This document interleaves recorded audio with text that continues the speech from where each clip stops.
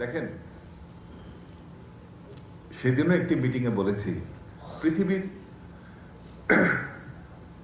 বড় বড় রাজনৈতিক নেতাদের সন্তানরা পৃথিবীর উন্নত দেশগুলোতে থাকে, সেখানে তারা এক বিলাসবহুল জীবন যাপন করে।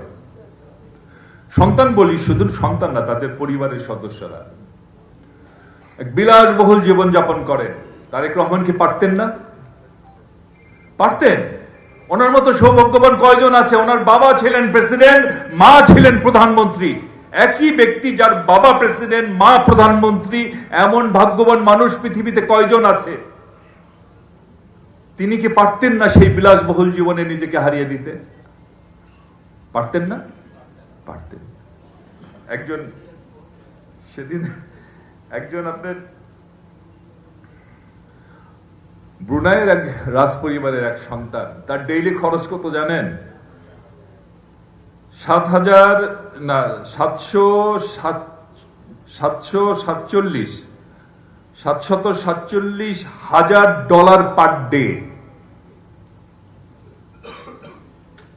ভাই, একজন মানুষের পক্ষে কত খরচ করা সম্ভব? কত খরচ করা সম্ভব বলেন?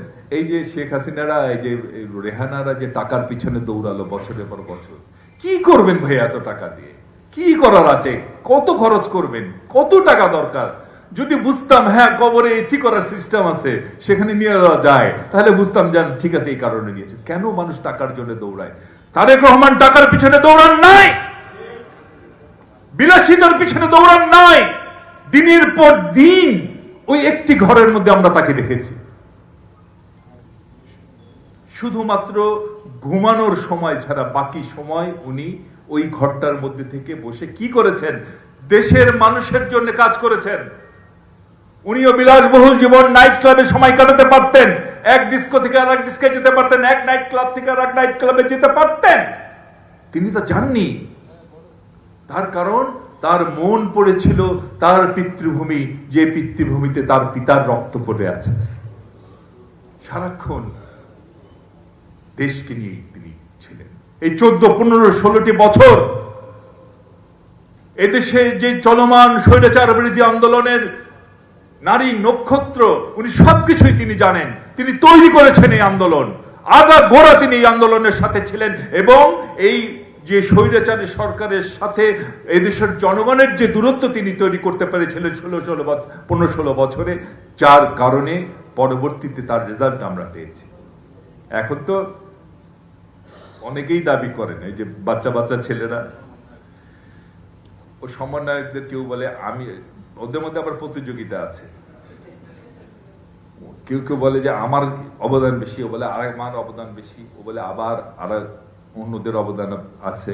এর বাইরে আরো অনেকে বলছে, ওদিন সর্বশেষ যোগ দিয়েছে জাতিসংঘ। জাতিসংঘ বলছে আমরা আর্মিকে বলে দিয়েছিলাম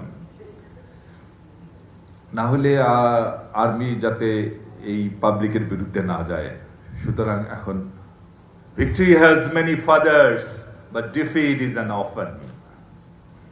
বিজয়ের অনেক পিতা থাকে, পরাজয়ের কিন্তু পরাজয় এতিম। যদি পরাজয় হতো আন্দোলনে, মামলা টামলা যা সব আমাদেরই খেতে হতো, তাই না? এখন অনেক ওই যে আছে না, রথযাত্রার লোকারণ্য মহা ধুমধাম, ভক্তগণ লুটায়ে পথে করিছে প্রণাম।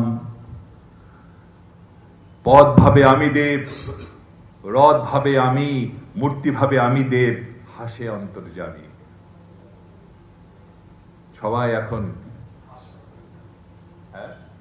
হাসে অন্তর্যামী, সবাই সবাই এখন ক্রেডিট নিতে যাচ্ছে। আমরা সেই রাস্তায় যাচ্ছি না। আমরা বলছি, আমরা রিয়াক্ট করছি কখন? যখন বলে যে আমাদের কারো কোনো অবদান নাই, সব করে, তখনই আমরা রিয়াক্টটা করছি। আমরা তখনই এটার প্রতিবাদ জানাই। কারণ এই কাজটা, এই যে আজকে এই যে জনগণের এই যে জনগণ শেষে পথে রাস্তায় নামলো, এই জনগণকে তো আমরাই এই কত বছরে জনগণকে আমরা এই সরকারের বিরুদ্ধে দাঁড় করিয়েছিলাম। আমরা যখন বলতাম জনগণকে ভোট বর্জন করতে, জনগণ ভোট কেন্দ্রে যেত না, যেত। যাই হোক, এখন সবাই মিলেই আমরা ধরে নিই, সবাই মিলেই আমরা দুঃশাসনের পতন ঘটিয়েছি। আমরা এখন একটি পরিবেশে আছি। আমরা চাচ্ছি যে খুব শীঘ্রই দেশে একটি নির্বাচন হবে এবং সেই নির্বাচনের মাধ্যমে জনগণের সরকার প্রতিষ্ঠা পাবে। তো এই নির্বাচন নিয়ে কোনো টালবাহানা অনেক তো হলো, অনেক। ইসরি, এই দেশের জনগণকে আমরা কিছু দিতে পারি না, তাদেরকে ভালো খেতে দিতে পারি না, তাদের ভালো কাপড় দিতে পারি না, তাদের ভালো বাচ্চাদের ভালো লেখাপড়ার সুযোগ করে দিতে পারি না। তাদের একটাই সম্পদ হচ্ছে তাদের ভোটাধিকার, নাগরিক অধিকার নিয়ে তারা যে অধিকার নিয়ে তারা জন্মগ্রহণ করে, সেই অধিকারটুকু কেড়ে নিয়েছিলেন শেখ হাসিনা। অন্য কোনো কারণে না হলেও এই একটা কারণে শেখ হাসিনার বাংলাদেশের রাজনীতি নিষিদ্ধ হয়ে গেছে।